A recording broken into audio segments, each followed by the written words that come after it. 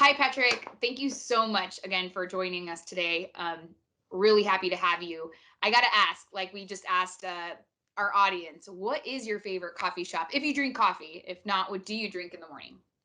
I do enjoy my coffee, and the one place that I don't go often because of the price, but where I like to indulge myself is in Brentwood at Cafe Lux, right at the Mm. Brentwood Country Mart. And if I'm ever within, let's say, a mile of it, I do make a point of going in. It's simply the best $5 Americano you could ever get. I'll have And to go. Awesome. Well, please, Patrick, tell us a little bit about yourself and your background. I am an architect, contractor, and interior designer, certified and licensed in each one of those fields. I'm a currently adjunct professor with UCLA Extension teaching interior design courses. And along with that, I have my own practice where I do the architecture, the construction, and the interior design. Um, my office, I've got a staff of two people, quote unquote, air quotes, in the office these days. And I've got three guys as my crew out in the field to help me accomplish everything that we're attempting. Um, Background, I've been doing this for well over 25 years. Started off in architecture. My very good friend, um, early on in our career, joined forces, and we created a design build firm doing the architecture and the construction. Recently, he and I separated and are doing our own thing, essentially the same thing but separately, and which is where you find me today. ADUs are so popular and hot right now. Why do you think that is, or what are you seeing out there? So I think the primary reason, which I think is pretty obvious to everybody, is this is a source of additional income for anybody as a homeowner, especially in Los Angeles. Los Angeles with these single-family residences, these properties. It's easy to convert, relatively easy to convert a garage, add on a space, or do some other kind of modification to the property to get this accessory dwelling unit. So it's low-hanging fruit in that respect. And so the income is one. The other one is there's a lot of multi-generational housing taking place in LA, I mean all over the country. And the ADU formula provides these families to extend their lives with their intimate family members for longer. You know, they get to do the multi-generational, they get to help their older family members have a nice, safe place that are within this nice pod. And they save some money while they're doing it. There a reason why they're moving more towards ADUs over like home extensions, for example? Because it's completely independent of the house. They can actually treat it any way they want. It could be a flop house for family members coming to crash during the holidays. It could be a short-term rental for someone visiting from out of town. It could also be long-term rental for a college student or for a single parent or just an individual. So Sure. rather than adding it onto the house and giving whoever's going to be there access to the main house, it does keep it separate. For those that are interested, for new clients that are reaching out to you, is there certain things that they need to think about before hiring an architect or a contractor in terms of starting the process? Number one, hire an architect before a contractor. That's first and foremost. Mhm. Someone that's been educated, trained, and has experience within the local jurisdiction to navigate the building department, not to pull the permit, because that's easy. You just pay a fee and pull the permit with your name. It's to obtain the permit and make sure that whatever is being presented is compliant with the local zoning code. Um, so I think that's a big one. The second one is have a really clear understanding of what your budget is, what your length of time is that's comfortable for return on the investment, because it is a substantial investment to do what it is they're asking us architects to do. Mhm. Uh, and the other is be patient and tolerant of the entire process. It's not something that happens overnight. There's a lot of navigation, a lot of negotiation with the city and between client and architect. And there's budgetary things that you have to fine tune. And then add to it the build. you've got a project that could be well over a year from start to finish. So the third part of it is, when you do hire the architect, make sure it's someone that you get along with, because you're going to be with them for a very long time. No, that's really great information to know. How are people finding you these days? Is it word of mouth? I don't do any marketing. I haven't marketed in many years. We did a local publication, but it was very specific and direct to like a certain population. So it wasn't like Yelp. It wasn't like doing something on what we used to be Yahoo or something like that. But it's all word of mouth. Everything is a referral from a past client, neighbor to a client, or the tradesman that I work with.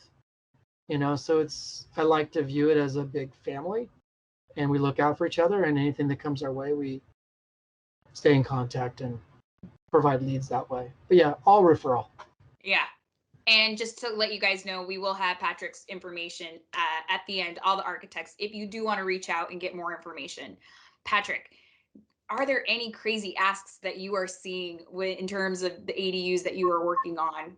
Any obstacles or solutions out there? The biggest, and it's not really crazy, it's just ambitious.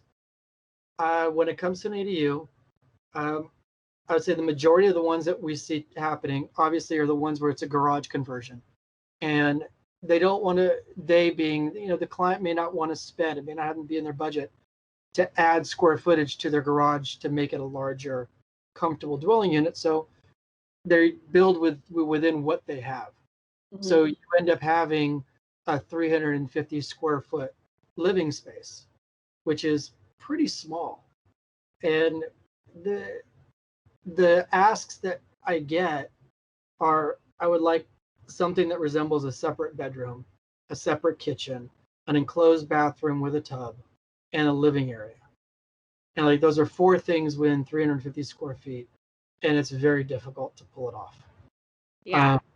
So because they want it to resemble as much of a almost an apartment, but a dwelling unit, a livable space, not a college crash pad, bachelor pad. They want it to be more residential.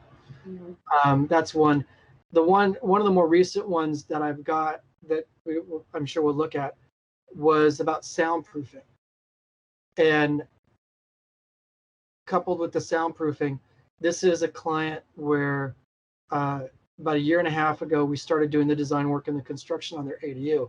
It was a garage conversion. We added a little bit of space to make it a fully enclosed 1 bedroom with a kitchen, a bathroom, and a living area. And the idea was that they were going to move into the accessory dwelling unit, which is still the plan, while we build their house next door, right on the same property. It's a family of 5 living in 538 square feet. Wow. In a 1 bedroom space that, while we were building it, the zoning code within that city, which was Culver City, had changed based on Newsom's ordinance that he signed, allowing you within a small square footage in these accessory dwelling units to have 2 bedrooms. And so now we've made, out of the same footprint, we amended the permit and carved the 1 bedroom that was a modest, okay sized bedroom into 2 micro bedrooms for them. Yeah. So the parents could be on one side and the kids could be on the other, and for it to be completely legit, not to bootleg something in later on. So yeah, that was the difficult challenge. That took a while to kind of negotiate. But the other one on top of it was the soundproofing, because he's a physician, he's taking calls all the time, and he wants to be able to be in any one of the rooms and close the door and no one can hear what he's saying, or or he doesn't have to hear them. Yeah. So we invested in, heavier, more substantial doors, improved insulation, the right kind of drywall, and then put in acoustic door sweeps. So when you close the door, the sweep comes down and seals the entire door. So there's no sound transmission through the seams. So that was probably that was fun. That was a challenge. The more exciting one, and the kind of craziest one in terms of. And I was just thinking, with garage conversions, how do you, I mean, have you been installing new windows or like opening up space to have that option? Um, or do they usually just, break down the garage, I mean, where the garage doors open? I don't know. I'm just thinking Yeah. yeah, how do you work around that? So number one, I guess it depends on the jurisdiction that you're in. Here in the South Bay, I'm in Hawthorne. They won't allow you to keep the big opening where your garage door is to turn it into giant windows or something. They want you to seal it up because they don't want it to resemble a garage after you're done. But other areas in LA, they're not as obsessed. They're not as kind of like crazy about that. So we've kept the opening, but before we do any finish work, we remove the garage slab, the existing one, and replace it with a new one that has proper vapor barrier underneath it. Otherwise, you get moisture coming up to the garage floor because it's not built like a house. So that's a cost that people never even consider. So there's the cost of new slab. Um, but so we'll do that. And then as far as the big openings, we'll punch windows in where we need to for a kitchen, for a bathroom. But more often than not, we try and take advantage of that large, already framed opening and put in, multi-slide doors, La Cantinas, you know, Marvin multi-slides. We'll put what we need to fill it in so that it feels like it's part of the property rather than this little destination in the back of the property. It feels more conducive to outdoor lifestyle. That makes sense. Might be jumping around there, but yeah. Yeah, no, that's good information. Great to know. Yeah, I was just wondering, for somebody who just, I obviously I'm not an architect. I don't build ADUs, but just for my knowledge and other people's knowledge out there. Let me share screen. This is the accessory dwelling unit for the family that's going to move in while we build our house. It looks bigger than it is because we vaulted the front facing facade of it. That's the main entry door. The big window to the left is the kitchen, and then to the right of the front door is the bedroom. This is the interior with the kitchen. So it's showing a galley kitchen. We wanted to create this as a space that was completely self-contained. Whoever's living there doesn't have to go to the laundromat to do laundry. We built in a laundry room within the kitchen. They have their sink, they have the range, the refrigerator. In addition, this ADU is 100% electric. So there's no gas appliance within this building. And that's because that is where everything is trending. It's inevitable. Probably within the next 5 years, I would say LA is going to be making it mandatory, if not sooner, that every new construction be 100% electric. They're already doing it in Northern California. It's moments away from down here for any new construction. So this is all electric. And the second project is the ADU I was speaking about that was within the shell of the existing garage. So this is 358 square feet. The previous one was 538.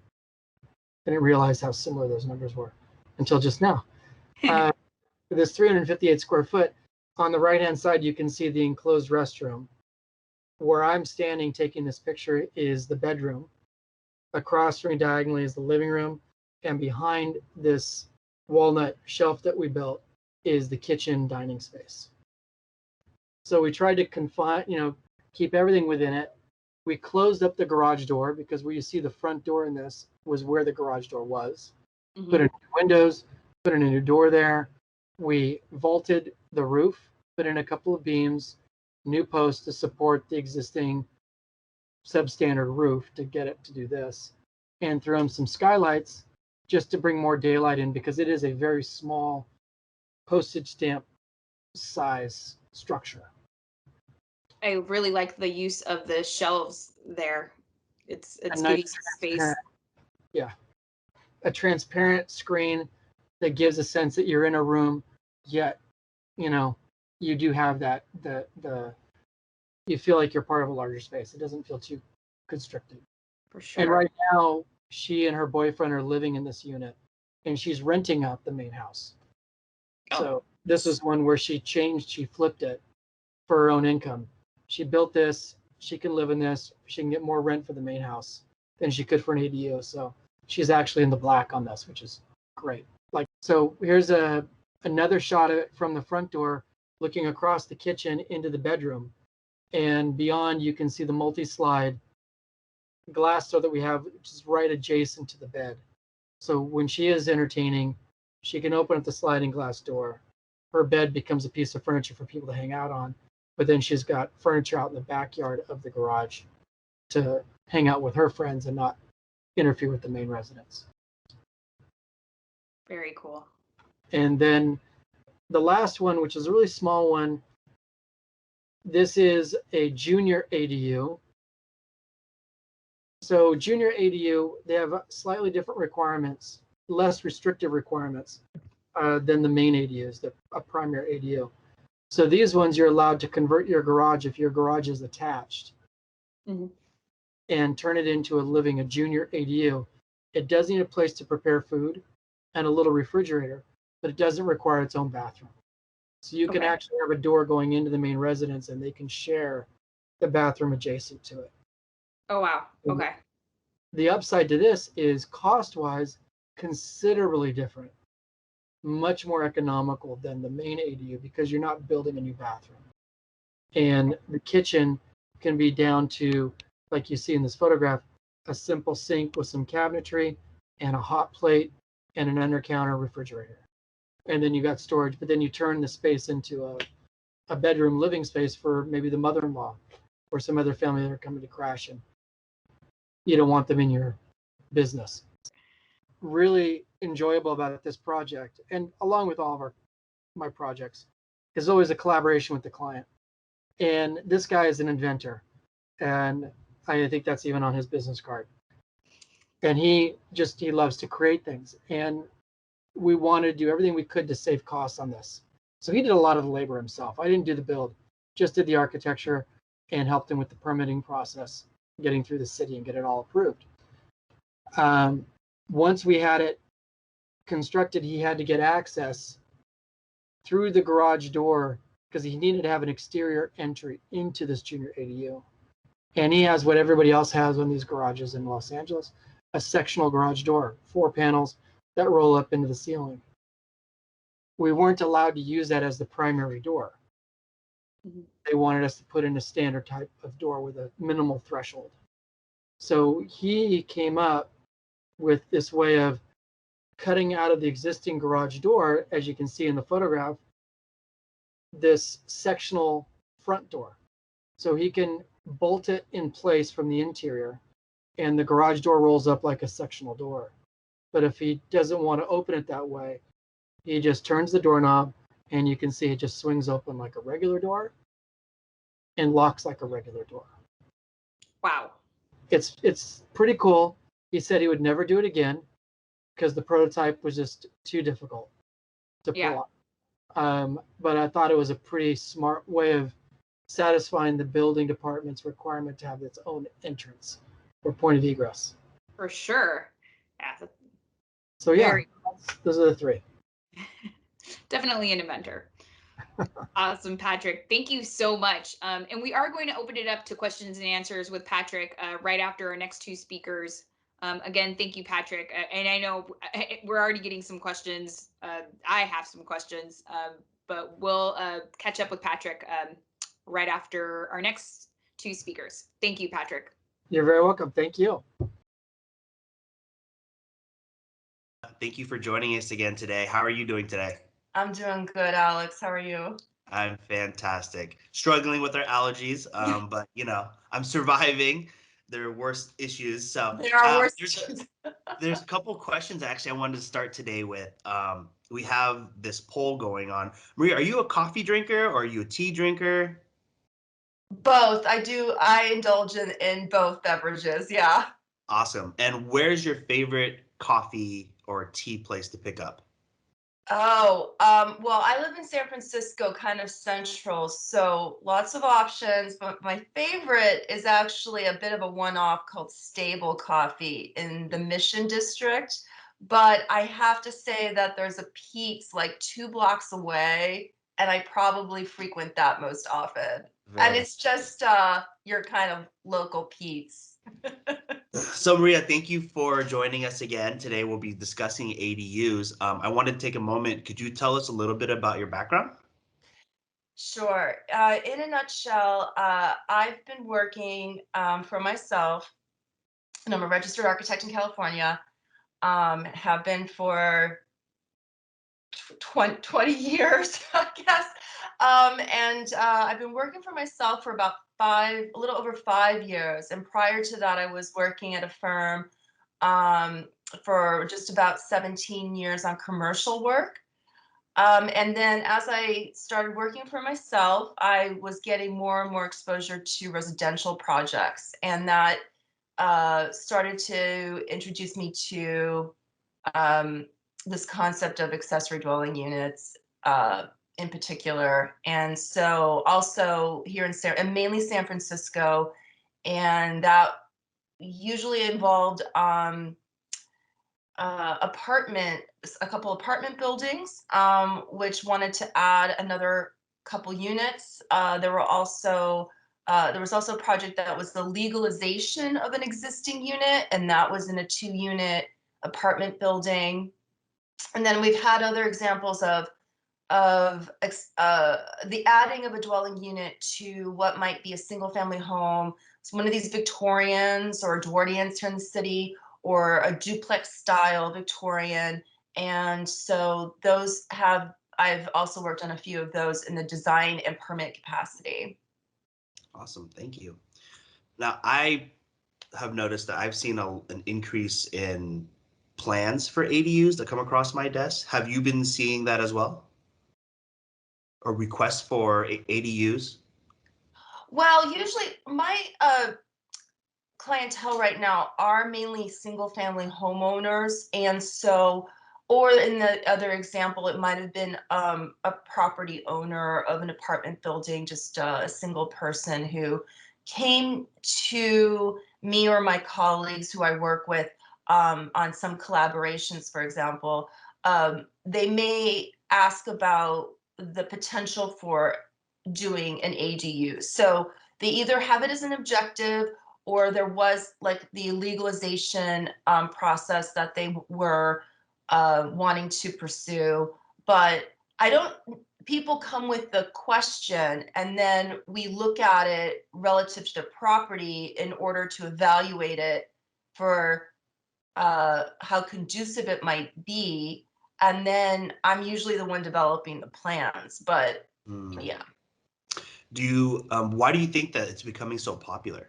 What we're seeing is that there was probably around 2015, and around that housing crisis, some initiatives set up in the city that were trying to promote or encourage property owners to consider doing an accessory dwelling unit to add density to their property. And some properties which normally would have had some hurdles to cross in order to do that, there's a waiver program, for example, that the city developed to try to facilitate homeowners to get to that finish line. And then I think it's just because there's also been a lot of publications about it, really across the country, but mainly because I think it seems like something tangible for people to pursue, and it can be, but it's certainly still a process and a journey. And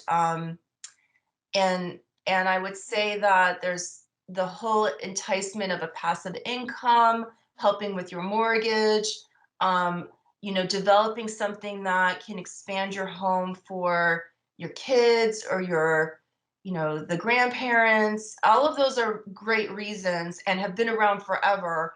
But I think what people are seeing is that if they're going to do an improvement to their home, they might consider doing the extra effort of going down the road of looking at developing a true separate dwelling unit at the same time.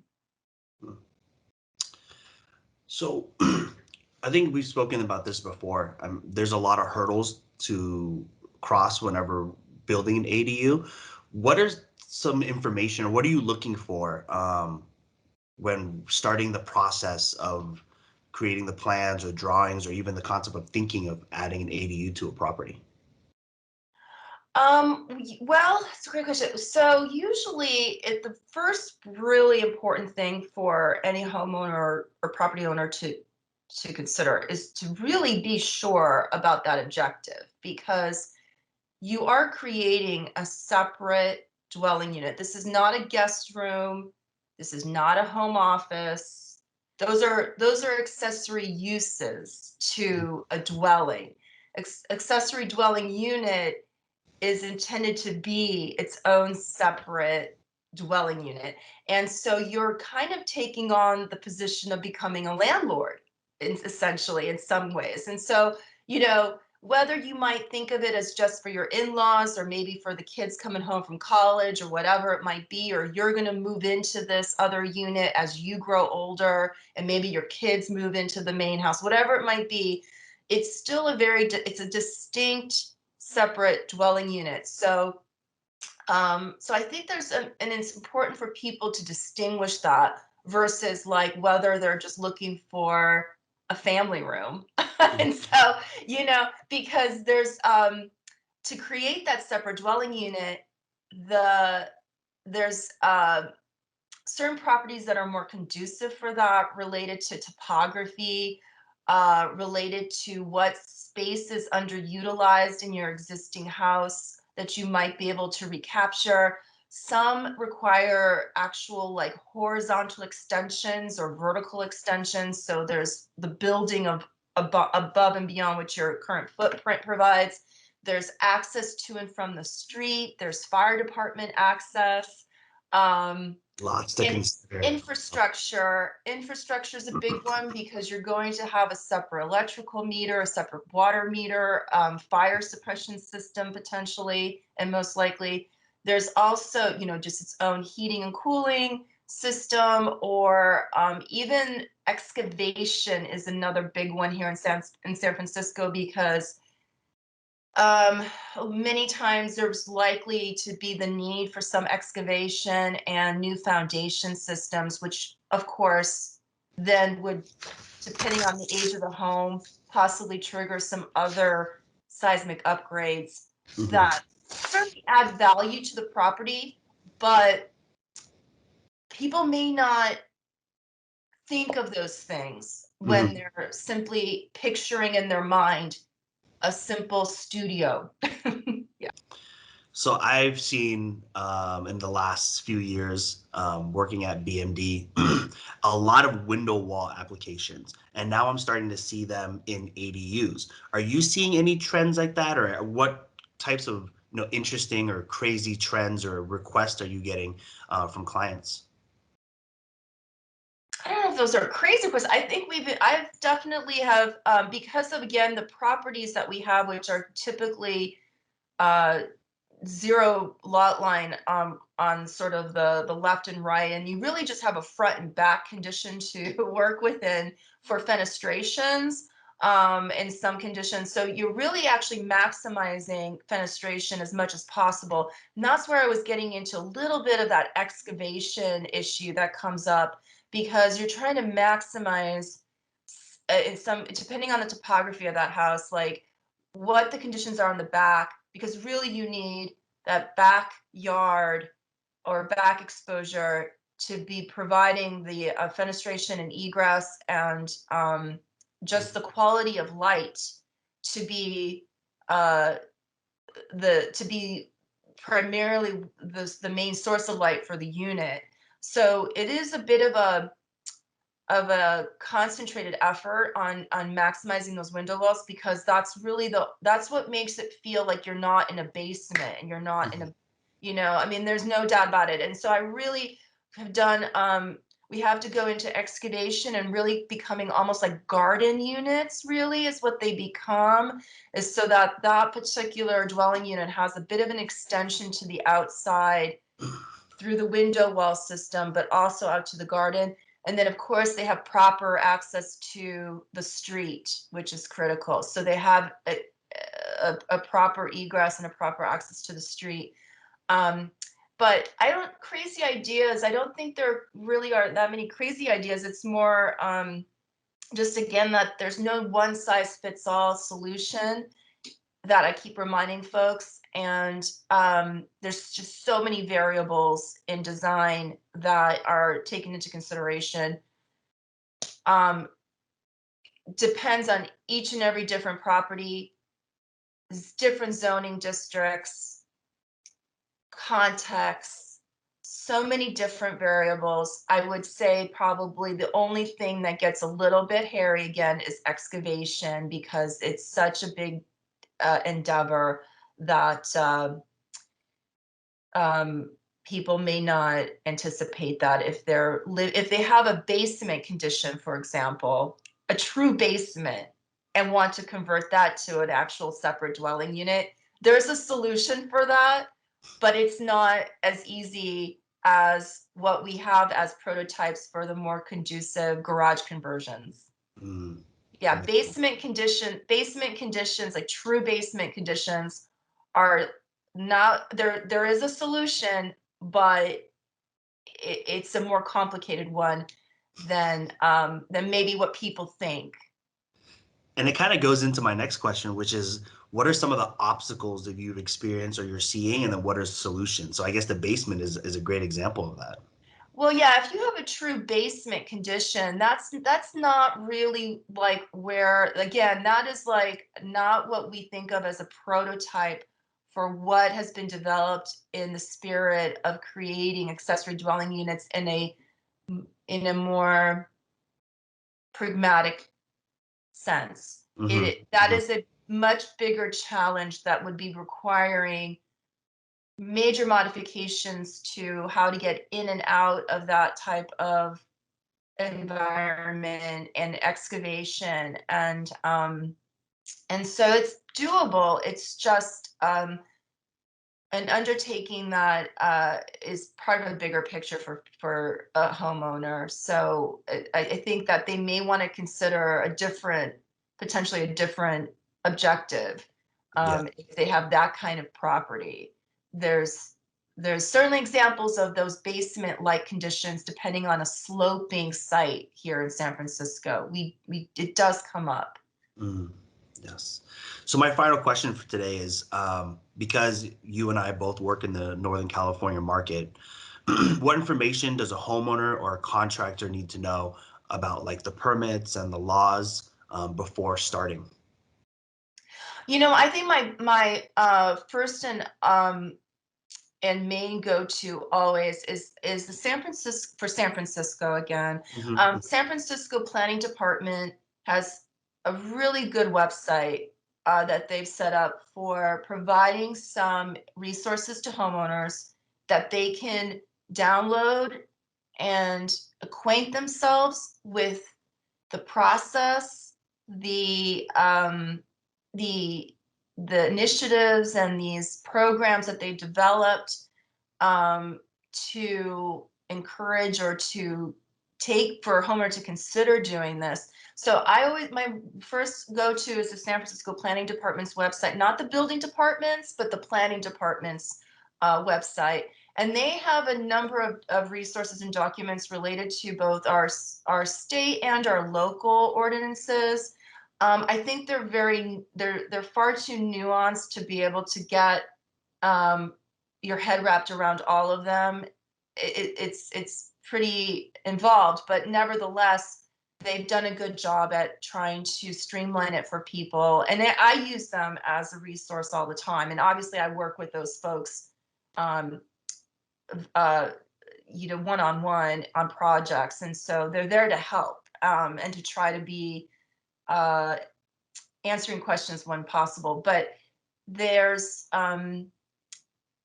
there are state laws that came into play even within the last couple years, and so I think you just obviously has to go by jurisdiction. Unfortunately, it could be so nuanced that you can change a zip code and have something else going on. So really important to just get to the right starting place, which is usually your local jurisdiction, and hopefully they're going to get you on the right path so you're not going into some kind of cyclical pattern of Mhm. not getting the right information. Awesome. Right. So Maria, thank you again. Really appreciate your time and your support. Next, we have Dalila speaking with Logan. So Logan, I have to ask, what is your favorite coffee place? If you drink coffee, or if not, what do you drink? I'd probably have to say any place that serves coffee is my favorite place because I drink more than I should. First thing in the morning, that's what I do, and then about halfway through the morning, I've probably had 3 cups by then, and then I always have an afternoon one. So any place that serves is good by me, and black with just a splash of whole milk is my favorite. That's how I drink it. So Logan, please tell us a little bit about your background. So I grew up in Minnesota. I presently live in San Diego. I graduated from Kansas State University in 2001 and moved directly out here to live with some old high school friends that I found out had lived here. I got a job in Encinitas, a small architecture firm that specialized in residential construction, and I worked there for 17 years. Doing mostly residential and mostly North County San Diego residential projects, all types of scales and sizes and styles and all that. And then in 2018, my wife and I, who I met at my last firm, decided to start our own firm. We did that for a couple of years. She's kind of taken that over as I've taken a job as principal architect at the Brown Studio where I currently am. The project types here are all over, but this also happens to be a mostly residential firm, starting to get into development residential projects or whatever. But that in a nutshell is kind of who I am. Yeah, no, very cool. So I know that you have a lot of experience with ADUs, especially lately, right? With this whole new everyone working from home and things like that. Please explain a little bit about your experience with that.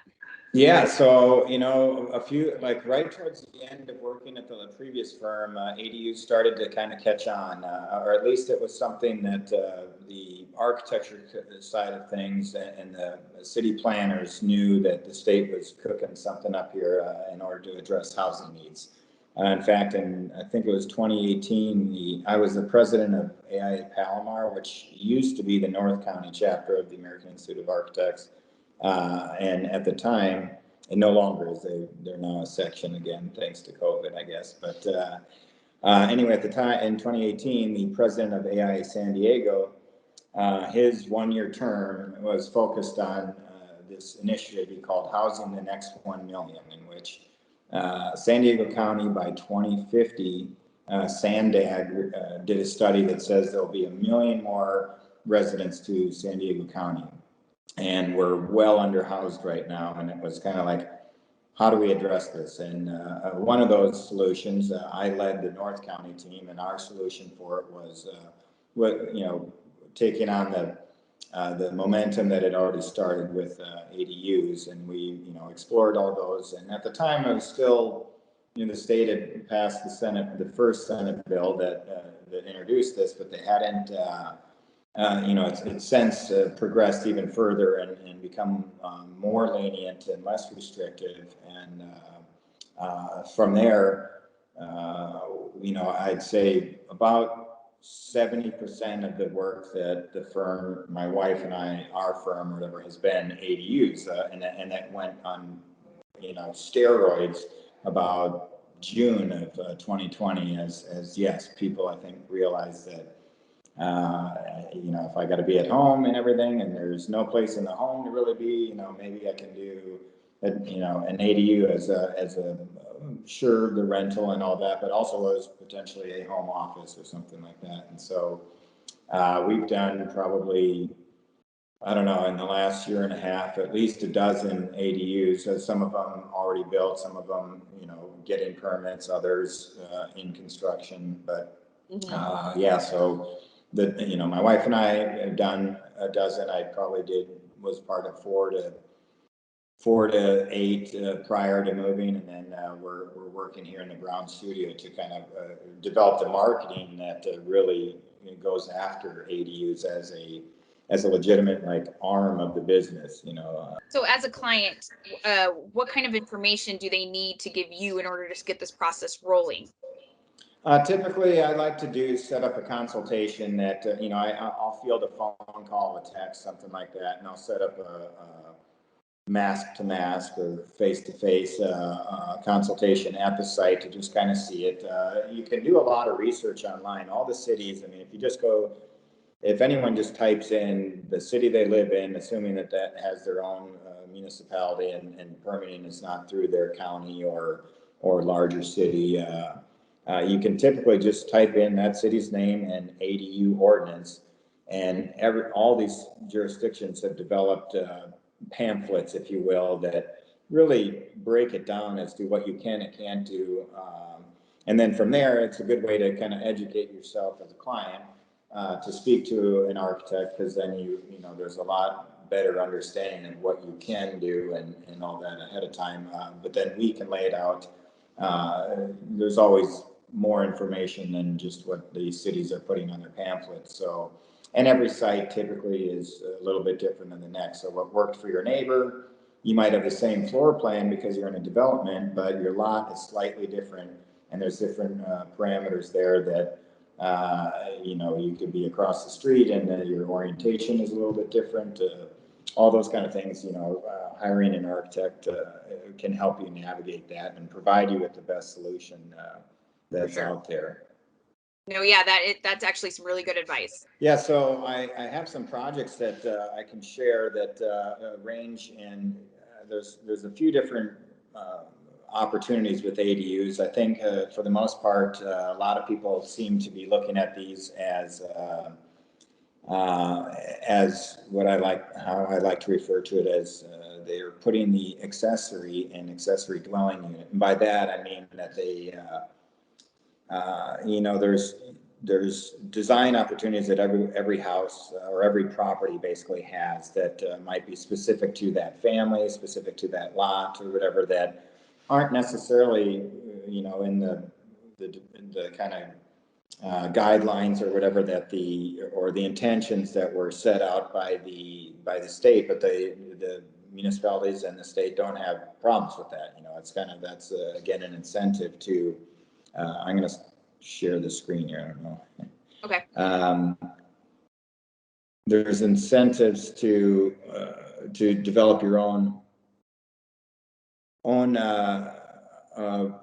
functionality, own aesthetic, etc. This project here is an ADU that will be going in to get permitted. It's in Oceanside, and this is a perfect example of that. In that this owner doesn't necessarily need to rent out a space, but he's in the process of remodeling or renovating their backyard, which currently is just you know, wasteland of sorts or whatever. And part of that was that he would like to add an accessory dwelling unit that, you know, would have the potential to rent should he need to, but ultimately serves as you know, an accessory to his house, you know, something that when entertaining or just there with his own family, just an opportunity to go and enjoy something there. So this here is a floor plan. As you can see, most accessory units wouldn't have a pool table or design around a pool table, which we spent a lot of time doing here. Also to keep it within this 1,000 square foot number, which affords us the ability to bypass the underlying zone development standards and provisions that the state law allows you to bypass certain development standards for these ADUs.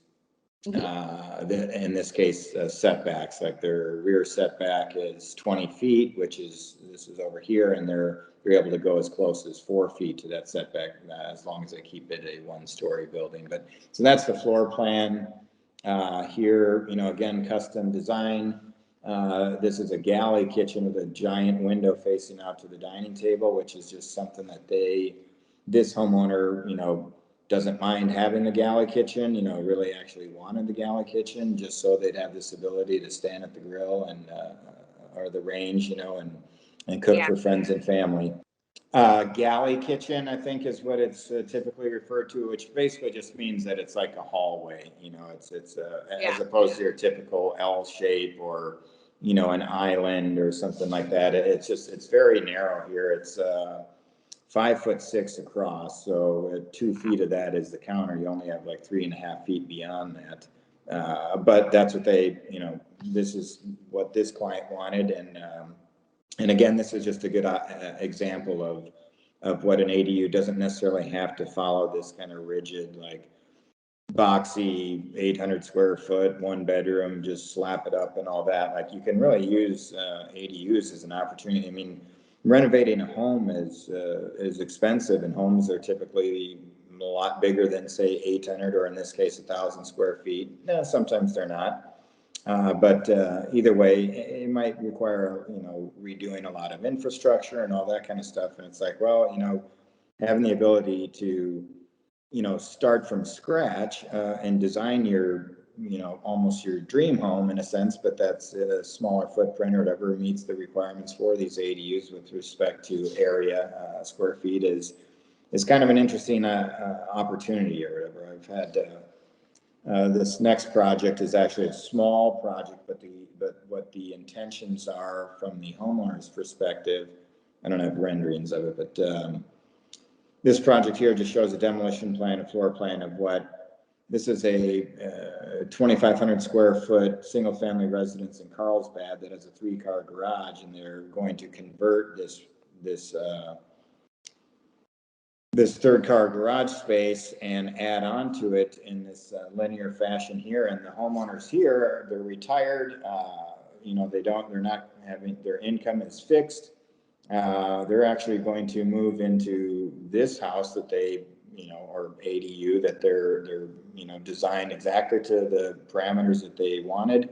And then they're going to rent out the main house. And, the mortgage will more or less be covered by the rent of the main house. And they don't have to worry about that anymore, and they can live on site and property manage their own house that they still own from the comfort of their own little ADU on site. So that too is kind of, that's how I'm relating it to the other one. It's just there's a lot of opportunity to from a homeowner's perspective as to what an ADU can be, and I think that. That would be my reason to going to an architect and presenting your ideas, and whether or not you think they're outlandish or crazy or whatever, I doubt it. I mean, that's what we've heard and envisioned and thought of everything ourselves. So I don't see it as, I just think it'd be, it's a really good opportunity to take your existing lot and or house or whatever and kind of treat it like it's brand new with respect to what you can do there. Just since I have the pictures, I'll just show you a couple other. This is one that we completed before they increased the size of ADUs. It's 640 square foot, which used to be the maximum allowed in Carlsbad for an attached ADU, and this was just built over an existing garage. You can kind of tell what the existing house must have been. And then another one in Carlsbad that we're in the process that they've just gotten the permits approved is this is the existing garage, and then we're building right over the top of it. And again, the homeowner here intends to move into this and rent out the primary residence because it'll be a means to basically living on site with a brand new building for free. Logan, those are awesome. From your opinion, what do you think? I mean, for what you're seeing out there, do you think most homeowners are, building ADUs because they're moving into them, or is it, maybe for budget reasons, or what do you think are the main things you're seeing? Are you seeing just a little bit of everything? I think right now the majority of people are doing it with, or at least getting into it with the intentions on supplementing their income in order to, reduce, housing costs are just so high or whatever. And if you can just, with interest rates the way they are, if you can get a cheap loan, build one of these out, and then start collecting $2,000 a month, it's a no-brainer kind of a thing. So I think that's driving a lot of people, at least their initial interest and their engagement. Mhm. However, I think that once people are getting into it and kind of starting to realize some of the things that I was talking about, I think they're actually thinking more of like, cheap debt is all right, and it'd be kind of fun to have a brand new something on the, like instead Yeah, of reworking the whole house in order to get one room to be nicer or whatever, it's like, just leave the house. And I think people are ending up exploring the notion of, unless they're a family with kids and all that, but couples that or individual owners that don't have family or don't have to concern themselves with those kind of things are really looking at it as an opportunity to move into downsize right on site and then renting out their primary residence or whatever. I think that's ultimately what's happening through the process of developing designs and talking about what the opportunities are and exploring those opportunities for the specific site. So yeah, I think yeah. it's starting one way and ending up another, but there still are plenty that are just doing it to get something on site and supplement the income to reduce their mortgage payment, if not For sure. eliminate it in some cases. Yeah, no, for sure. Um, do you find that there's any like obstacles that you're dealing with on a daily basis that maybe it's the homeowner forgot to tell you something or they add on? Do you have any of those kind of obstacles that it'd be good to know beforehand? I think, I mean, in all honesty, the only obstacle we've really come across is just that these ought to be the state and the rules, laws, codes that have been written have done their part to expedite this potential. But with COVID coming and a lot of these cities weren't ready to address work from home or digital submittals and all that. So processing of these plans, even though they wrote all the rules that said these processing should go fast, it was written without knowing that the city staff would be working from home and there'd be all this. It's kind of a log jam when it gets there, which kind of stinks for the homeowner who's so excited and ready to get this last step done and then start the construction process. But I envision that that'll clear up, as 2021 moves along. But other than that, there's not a lot of things. They've made it pretty straightforward as to what you can and can't do. Certainly there's the straightforward lots that have a street in front and a property in the back and on each side are easy to understand, but there's a lot of randomly shaped lots and things like that you might, again, it's really, that's even more reason to go to an architect or someone who, and preferably someone who has experience, at least within that jurisdiction. Even if they haven't done an ADU yet, I mean, in another few years, every architect will have at least done one ADU the way things are going. But there were some that, hit this up a little sooner than others. And then because of that have been the referrals to keep going to them and all that. And certainly there's manufactured ADUs being marketed on the web and things like that. So there's a lot of opportunity out there. I just, I'd advocate for hiring an architect, a local architect, even if you got to interview a few or whatever to find the one that you just mesh with. But and really exploring I mean, it's the limitations are very minimal. So it's like really whatever you come up with. For the most part, just following the very basic development standard guidelines there, and you can really do just about anything because the state needs these built. At the end of the day, they need as many of these built as soon as possible, just to at least attempt to address the housing needs that the whole state has. Yeah, absolutely. Thank you, Logan, so much. I am pretty impressed, especially with that kitchen, how it's like it saves space, right? And I think like ADUs, you Yeah, can be a little bit creative on like where you're gonna put things, right? So I mean, yeah. I would have never thought of having a kitchen there. Was that a request or was that kind of a suggestion from you guys or did the clients It agree? kind of was a culmination of two. Like he kept whittling or enlarging the bedrooms and whittling down the kitchen. But at the time, the way the kitchen was laid out, it just was making it for an awkward kitchen. So then it became like, why don't we just treat this as if it's, almost like a, what is the a food truck kind of a thing or whatever, you know, Yeah. and just like literally, if the whole reason for this is simply to prove you already have a kitchen in the house, so this really is kind of functioning as a show-off piece for when you have friends out in the yard and all that kind of stuff. So, but yeah, that was fun. It was almost like whittling it down was, you know, the best thing that could happen, because then it resulted in this, which he loves, and I think it's pretty cool. I normally don't do renderings like that if I'm not really, you know, a fan of it myself or whatever. So yeah, I definitely think it's a pretty cool thing too. Logan, thank you so much. So yeah, we're gonna open it up to questions and answers next. Okay, so I get to be moderator for this. My name is Terry. I'm actually with the marketing side of BMD. And we do have a couple of different questions that have been posed.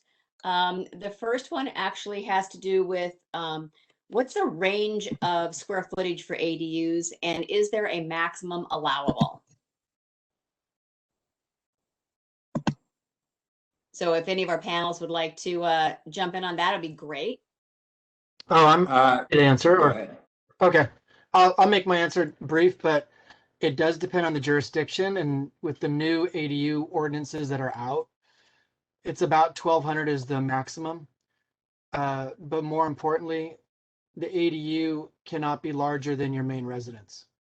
So if your residence is 800 square feet, you're not allowed to do a 1,200 square foot ADU. You have to make your ADU smaller than the main residence. Okay. And then we also had another question, which is there any difference in permitting requirements depending on if the ADU is going to be for personal use or if it's going to be a family member? So family member versus, you know, an income source.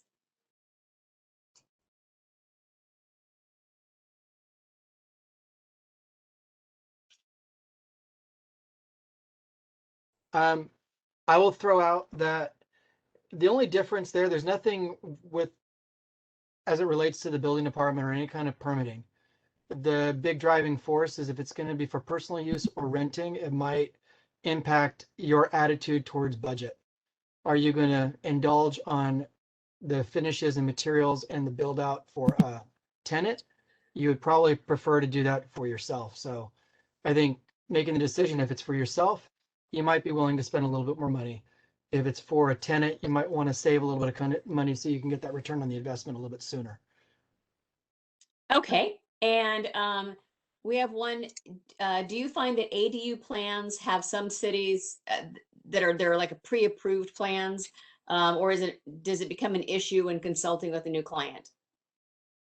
I can answer that, Patrick, give you a break there. I was trying to answer the last one and couldn't get my mute button to unmute.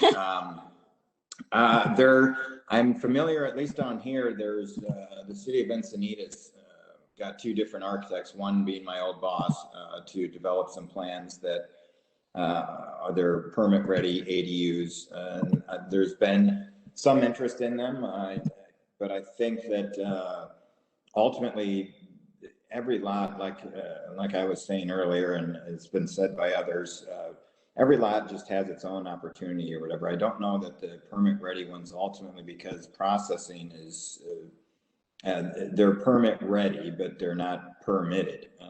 So, and same with the manufactured ones, whatever. I don't know that there's a, you know, that it's ultimately that better to do it, but they are available. Okay. And probably just because we're getting pushed for time, if anybody would like to type in questions, we can always answer them offline. But the last question we have, and I know this is going to vary a little bit, county by county, state by state, but how does an ADU affect property taxes in general? What does that normally do to property tax for someone if they do an ADU?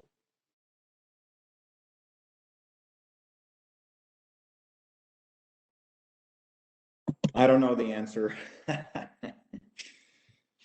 Yeah, I don't either.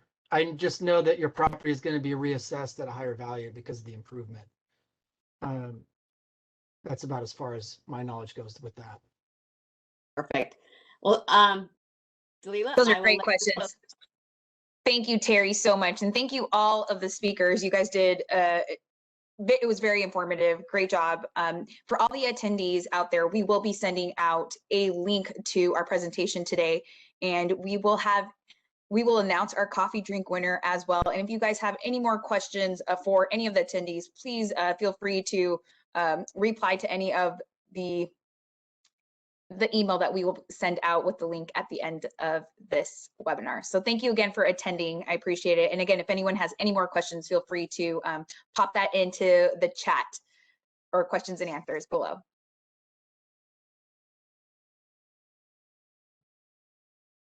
So we'll leave it open for a couple more minutes, but if you have to leave, again, thank you guys so much for attending. Thank you, Maria. Thank you, Patrick. Thank you, Logan. I appreciate your guys' time. Thank you, Dalila, for a really good webinar. I enjoyed seeing and hearing from folks down in Southern California, to those colleagues down there. Good to see you all virtually. Yeah, this was great information. Thanks to all of you for taking the time to do this today.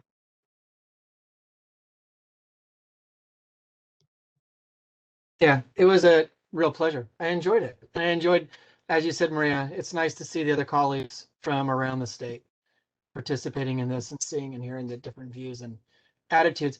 And also it's reassuring to hear that everybody's got a very similar experience when it comes to designing and consulting with clients on this.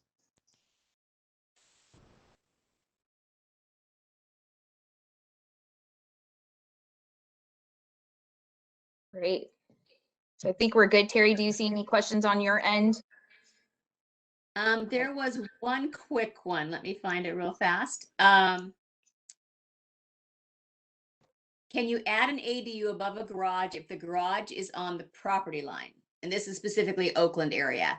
So I think a pretty specific question. And if I remember right, I honestly don't remember if it was Patrick who answered this, that lot lines actually can be a little bit different with an ADU than they can if it's just an addition. Is that correct? I don't know if it was Patrick or Alan who answered, or Logan who answered that. Yeah, I know down here, it's kind of a city by city as far as what the jurisdiction will allow with respect to development standards and setbacks and all that. But the building code, I would imagine if it's right on the property line, that you couldn't have any windows, you couldn't have any openings, and it would have to be a rated assembly, 1 hour at minimum, I believe. So it's kind of a tough question. I think it's possible, but yeah, that's another kind of reason to go to someone who knows local rules, and just an architect is going to be the person to answer this question. It's specific to the site. Perfect. I'll just add, if I could just, put a footnote to it. You won't be able to I mean, I'm pretty sure that you won't be able to do a 2-story ADU with a 0 lot line anywhere. But we've had some kind of creative approaches to ADUs that were in the backyard where the garage that was going to be converted or added onto wasn't in the right location. So we would tear the garage, we would do it in 2 phases. We would tear the garage down, build a new garage that was on a 0 lot line because we could. It's an accessory structure just for the cars. And with how forgiving these ADU ordinances are I'm in LA County, so all the cities that I'm dealing with, they're very similar in that respect. You can rebuild your garage 0 lot line, convert it, and your ADU is on 0 lot line after the fact. And if you add a garage, something on top of it, you do have to offset it from the property line to respect the neighbors. So I think to Logan's point, uprated assembly is the right kind of, windows not too close. If they are too close, you can't have a window on the property line. But to reinforce the idea, it does require talking to an architect because they're the ones that are familiar. We're the ones familiar with the ordinances, with the cities, interacting with them, and coming up with these solutions. Thank you, Patrick. And thank you all of you guys again for joining us today. If you need an ADU built, hey, we got some 3 awesome architects that you can reach out to. Again, look out for that email. We will be sending out a link to our presentation today. And if you have any questions, again, look out for that email. Thanks again for everyone, and we'll see you at the next webinar. Bye.